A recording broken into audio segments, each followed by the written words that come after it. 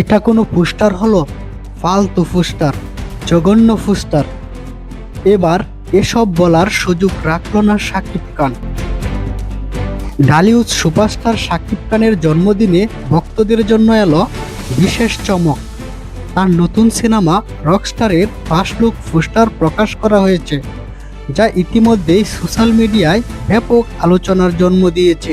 শনিবার সকালে নিজের ভেরিফাইড ফেসবুক পেজে এই পোস্টারটি শেয়ার করে অভিনেতা নিজেই জন্মদিনে ভক্তদের উদ্দেশ্যে এটিকে বিশেষ উপহার বলে উল্লেখ করেছেন। পোস্টারে দেখা যায় একেবারে ভিন্ন লুকে হাজির হয়েছে শাকিব খান।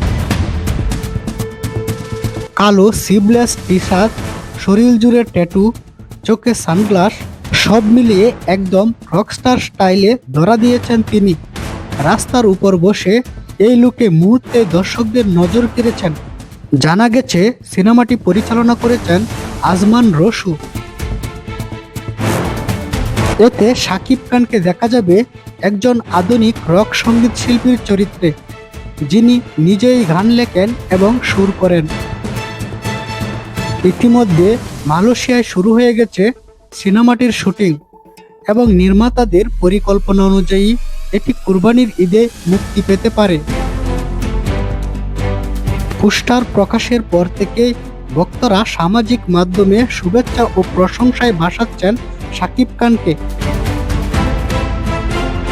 অনেকেই মনে করছেন রকস্টার সিনেমার মাধ্যমে নতুন রূপে বড় চমক নিয়ে ফিরতে যাচ্ছেন শাকিব খান।